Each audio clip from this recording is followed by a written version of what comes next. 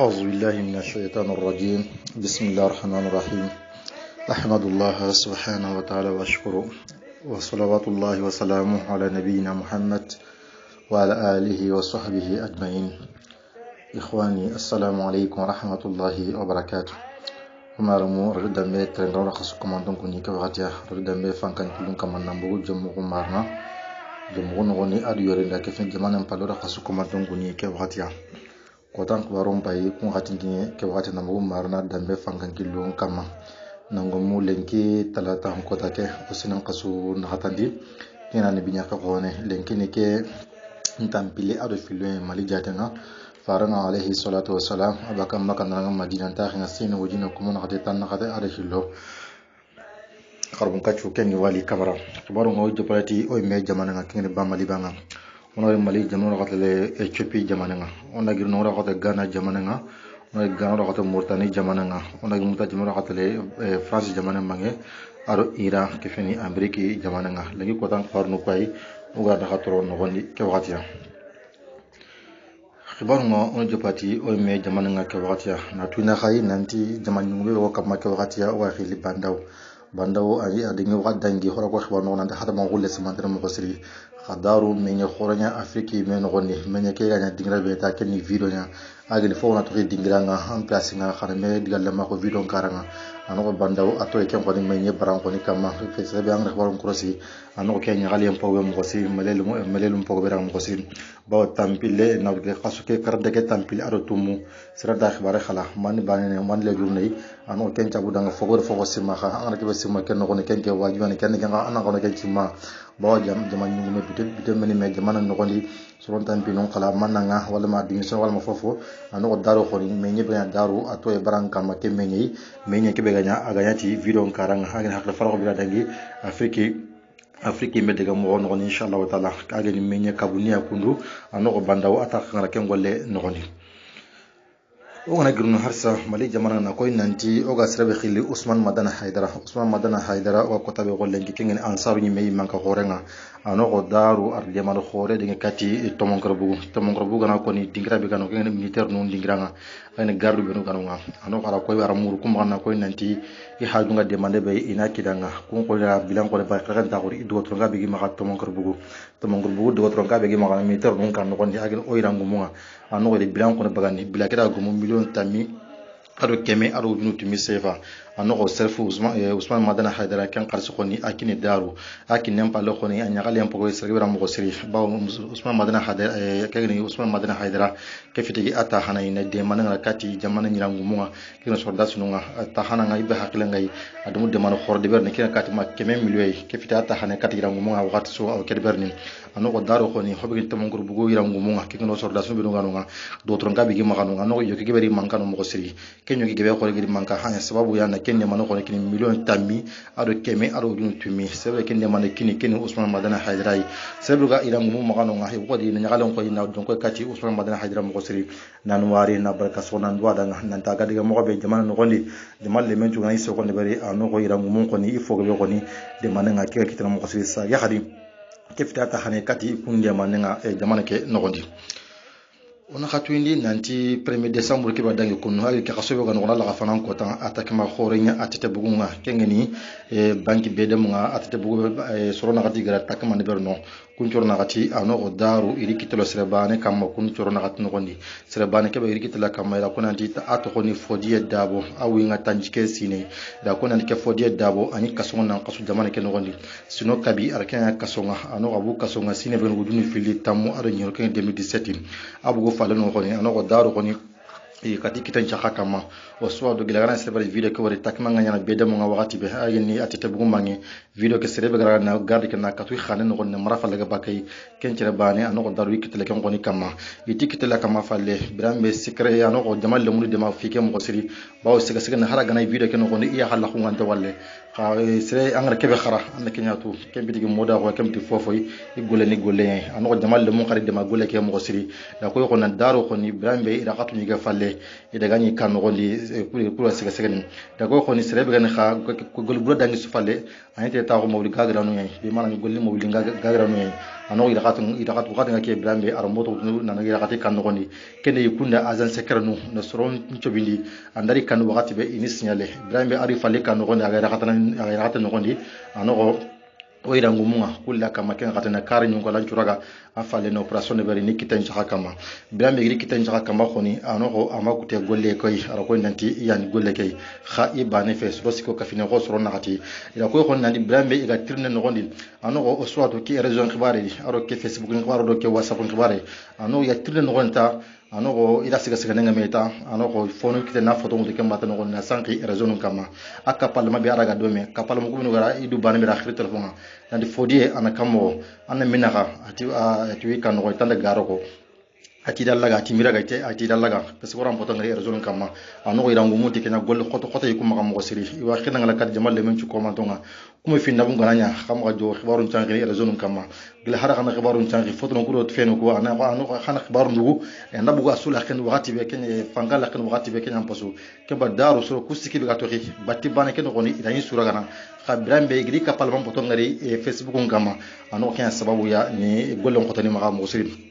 fodi ko no ko tabe ko lengi idi kitan to ken kama ila ko nan kharske ara men mutu kesi no gondi ila ko ara fodi dabo ke ara ko nanti million ta mido bani aro keme wujini ko ne ka to kesi no gondi khangana be mun turon tirni be mun turon di million ta mido tumu aro tanchege wujine kyanyi kesi no gondi yo keta ke ko mi kapal mon ko ni ido ko do me ido ko murna me ka waro wakati be sasa ila ko nan ila ngumunda ko nan di jamal le yunu war mo siri ko mbal me gollenya keme gananya ano ko jamal le mu ngi takale film no gondi awina sababu gi dema mo siri hay erjone ko xibaru nga ano ko jaxasen ka tukunga mo siri na fofo nduru ko to mo fin nambu gananya nduru ko to imaga do hinu kama ine film to ko ma xibaru nga me brambe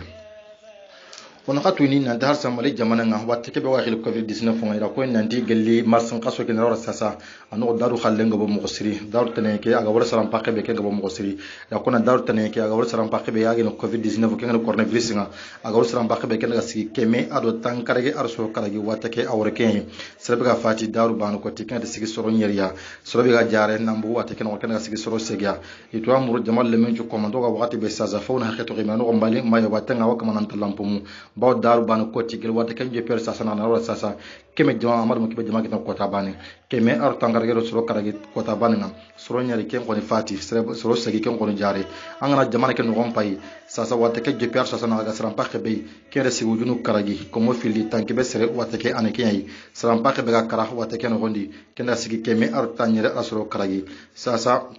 saram bakhe biga foso nan jara baka wata ken gondi kenda sigu junu sikki ko mo sikki tanyere ar soro nyeri sasa isi katanga saram bakhe benandi isi katanga wata ken taw kunga kunga kun khawata sigi ujine ko mo sigi tan ngate ar soro fili misri be jonga daga yongi san waranga atwa mo jamal le menchu ko manto maga una hakan to shara no guri sera ko gidi ko wata ke batanga akiti kinne aruno fo no jaman dingira nunga aruno foran no nunga aru kitu nge sabununga kusu ko manto arbo rak selekne inshallah taala waton ko tabe ko lengi jamanu ko ni ira ko nanti hakama nan talango ba wala ga jaman balle khibaru ngono to ko Ethiopia jamana nga serba sigina ga jamana pino wala nga gene gajangan ko ken ahmad akenna ko nanto ko tabe ko lengi gajangi baga Ethiopia do xam pranda ngano ko do menaha ano ko ira watini alhamdulillah wala tigram mo siri golle nga ya khayakte mo siri sere gebe gebe no yiri kitan jox kun kam ma gele xam pranda ngano ko di ken tigra banga aro me kala la bangi da ko ndo kunto bondo be gira ga ko tabe ko lengi warni kiti kha hamid anda ko ngiri ken ni Ethiopia le mo do Ethiopia jamal lo ga wuru nanaga sudan jamane mangi kunga sana kati Ethiopia mo gobe aro ri kilengara asu komandon kan xegen taxul ku ga mun deman liti ken dingiray ageni tigre bange ado mekela la bange kati urano ci komandon no ya ko nandi ri kilengara asu komandon kan sebe lo demane be don ken bari xaw ko tabi lo je gajan ko ni dawatini ya gajan ri kan kita ken gondi so bondon pogo be gonu ri kitan ko ngoni kam ko tabi ko le Ethiopia jamana agro wala gana jamana ko ya ko nanti election nga ken president ta nga adu député ta ken ko dangi daru da ko nanti a dangi hakata ken kama manke manya fofo manya aganta gana yimeno goni khaganta ro capital yimeno ken akara da ko nanti marafakat khanne ken jongo kati misri koy khaganta ano go sere bano goni ken goni soro nakati kenya njogi khasro ko yonke mato gollen goni no gondi khaganta tiken palle agada ken palle ano go hakil ta khenya gollen no goni wotenga dangi demokrasi ngama manke manya fofo manya khala duen kama lenguro goni nangumu lenguro nga ayini lenki uro arabangure ke me inshallah taala dabo fran nan kawan nan bogu da ko nanti ngun qad be baka ke wakati nanti ke be jaman me qasanga anoko ayara kan nanti taw ko wakati be sasan wala murtari jamana nga ministry be jongo da nga kharanga khibaru nga akenna ko nanti ala dungen kamal lenki talatan ko lenki daru tenenke me nyon ko diberna ko nanti kharawnga iworno kunci gendi nasa wo yaba tebe wa khili covid 19 nga anoko ko man ngo murtan kha jamana ko mo siri da ko nanti kharawnga iworno kunci gendi ko bana haqqe nangri lenki kasuke nang daru kasuke nyorime nandaga wara kaso ntamudo nakatonga kembir ko bana hakata bana to golle nga nang lengi daru tenenga nga watana liye kharanga kenga siki inshallah taala ko bana hakata alla duyan kama kenja dagene mayata na ko nanti watte be waxil covid 19 nga awaka man nango bo mutajjama no ko mo khosiri ministre be jungo daga kati kharange khibaruma wala garaga France jamana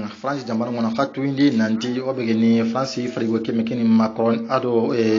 Sisi kina Abdul Fattah Sisi misra jamani ngumenga anoko daru sebegri wuri me sebegri debanon korosi anoko biangebe gebe dangi do menaka gelli me futi nga kena ke question na kene ke jabi ke ke fenam kene ke jabi anoko akoni Macroni harsa ile nanto ko gamulla anyile kati o dina ke yampay ne femuro islam mo am gobe anoko kenji ku kentey bawo sebegri farigo nyani anoko gamun gebe futi ado kena xam wasiri bawo ira ko nanti hobegni Macroni adiga mu dula lo mun kama agin ahli huququl insan haramron pa nga ngawgina kini mo be yo ke khara ko nanti obegeni Sisi ara ko nanti haramron pa kay o ko dinanga haramron pa kan ko rosi mo be na tanga mo be makoro ko nanti no ikumma haramron pa nga ngaw tanga mo be kenya na bes commandant kama bi mana kiana o ko islama ko dinan kama adiga me ke wuri nga sega ne fe diga me ko ro ka ko ni o ko dinanga haramron ko rosi mo be na dambele ne qima le daraja lay har kafir yanda ga de kilay o ko dinana pa kan kinanga